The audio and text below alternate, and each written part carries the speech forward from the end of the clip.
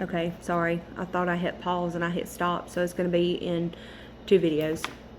Dang. Okay. So another term for serving ourselves is serving the flesh. Flesh is the Bible's word for our unperfected human nature or our sin nature. I love this illustration because if you leave the H off of the end of flesh and you reverse the remaining letters, you spell the word self. Flesh is your self life. It is what we are when we are left to our own devices. When our self is out of control, all attempts at control of self or others, in fact, our attempt to control ourselves and others is what got us into trouble in the first place. God has to be the one in control. There's 2 jobs. There's God and there's mine. And we've been trying to do God's job and we can't. But on the flip side, He won't do our job. We need to do the footwork. We need to admit that we're not God and that our lives are unmanageable without Him. And then when we finally emptied ourselves, God will have room to come in and let His healing work to begin. And sometimes this can look as simple as keeping your mouth shut when you really want to lash out. No joke, that's what I've got wrote in my book. So at some point, going through this multiple times, I've faced that myself. So let's go on and look at the next thing. Start admitting our powerlessness. The lust of power is not rooted in our strength, but it's in our weaknesses. We need to realize our human weaknesses and quit trying to do it by ourselves. We need to admit that we are powerless and that we have to turn our lives over to God. Jesus knew how difficult this is, and He said, with man, this is impossible, but with God, all things are possible. And that comes from Matthew 19:26.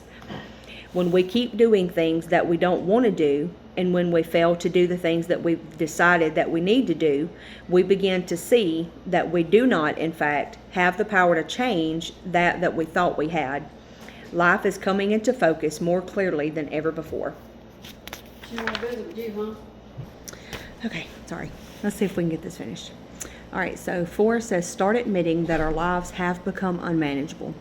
The only reason we consider that there's something wrong, or that we need to talk to someone, or that we need to take this step is because we have finally are at a point to admit that in some area, or all, that our lives have become unmanageable.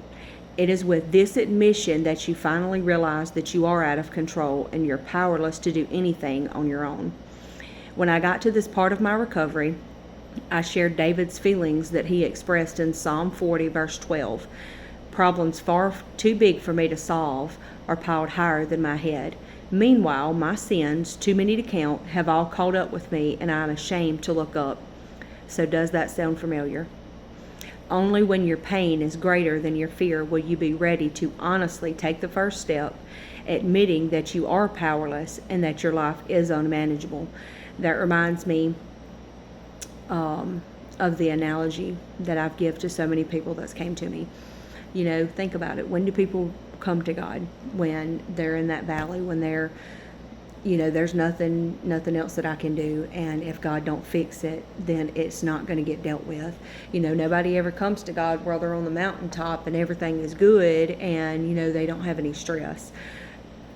But never, not once, when you're in that valley, when you cry out to God and say, you know what, God, I've made a mess of things and I can't fix this by myself. Like, I've tried and I've made a mess of it, and Lord, I need your help right now. There's never, not one time that He says, nope, sorry, I'm tired of fooling with you, or you've done this too many times, you wouldn't listen, I'm going to leave you in your mess. God never, ever does that.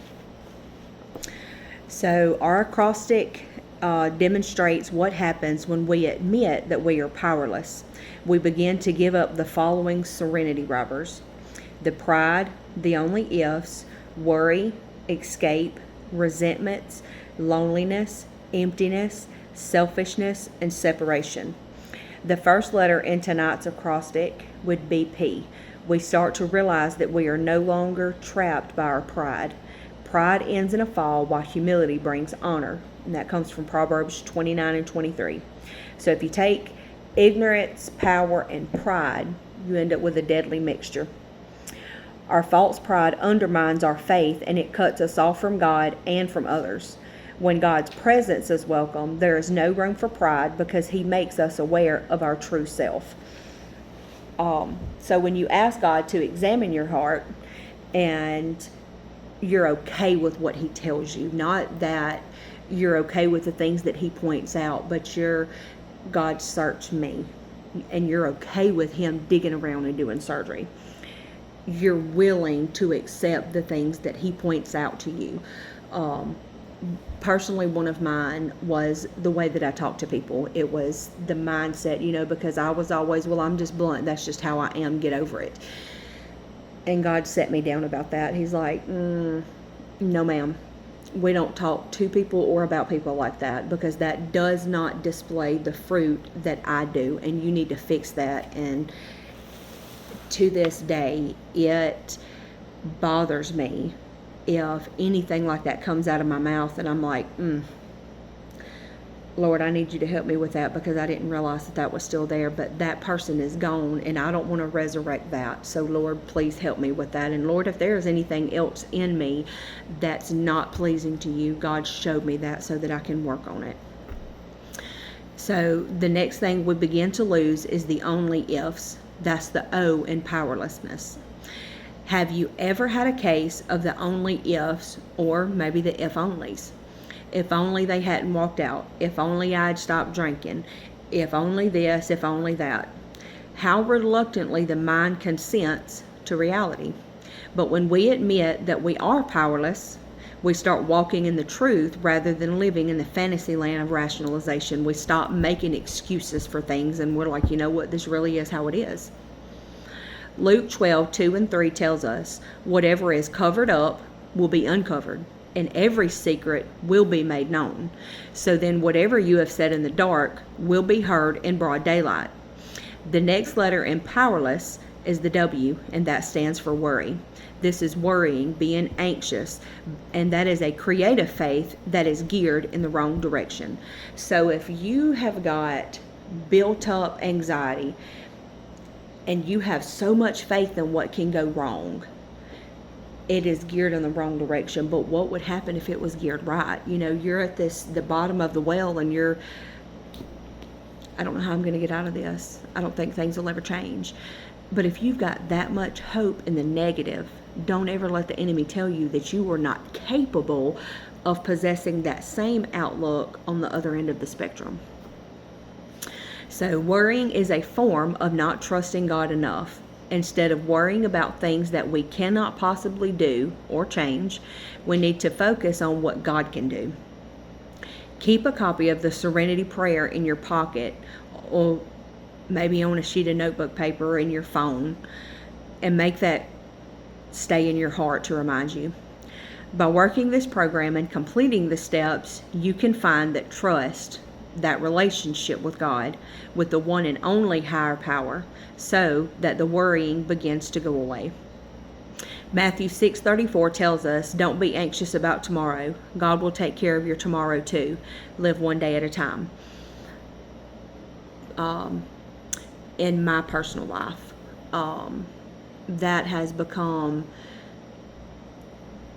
an increasing habit, I guess. I have 2 autistic children, and we made the decision this year to put them back in public school.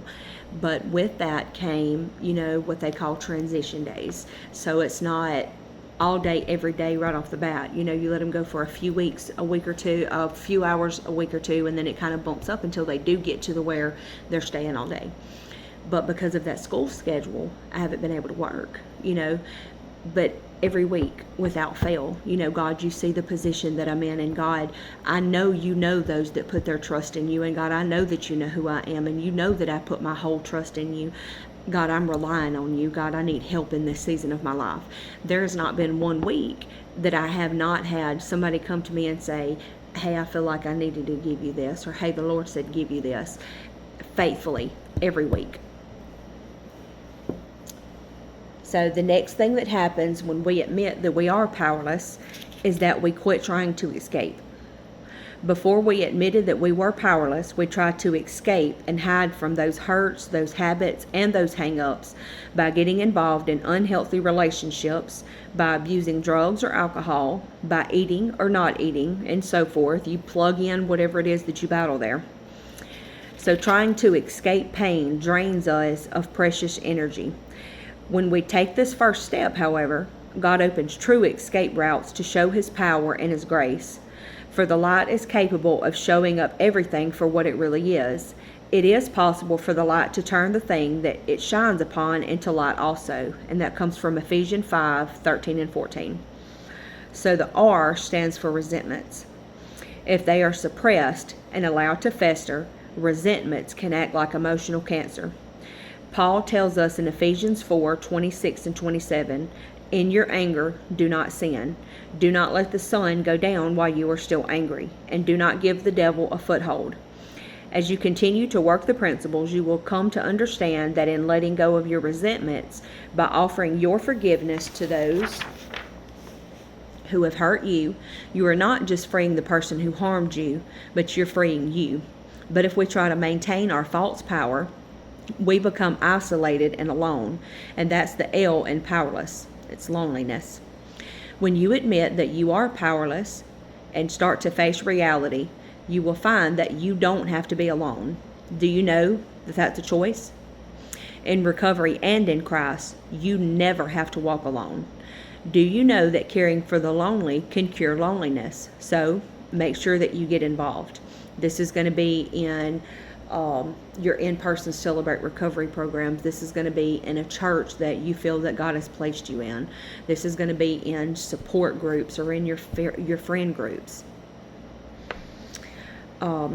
Hebrews 13:1 and 2 says, "Continue to love each other with true brotherly love. Don't forget to be kind to strangers, for some who have done this have entertained angels without even realizing it."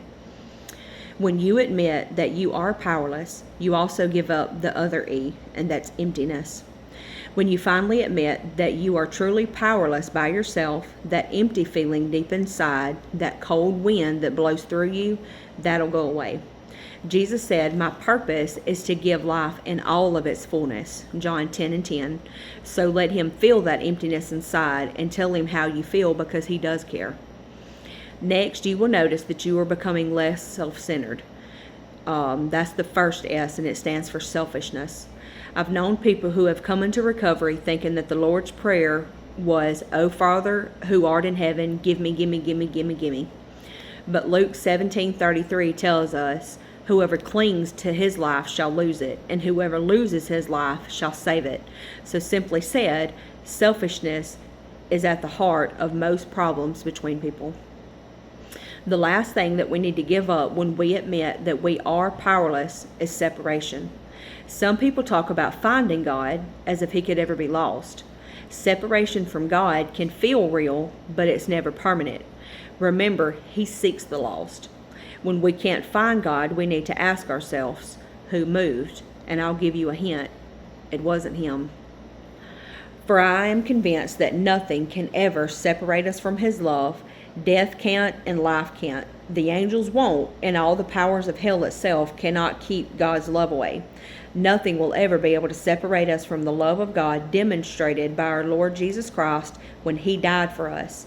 And that's Romans 8:38 and 39. So the power to change only comes from God's grace. So are you ready to truly begin your journey of recovery? Are you ready to stop denying the pain? Are you ready to stop playing God? Are you ready to start admitting that you really are powerless? To start admitting that your life really has become unmanageable? And if you are, share that with someone. But I encourage you, start working and living this program in an earnest, honest way.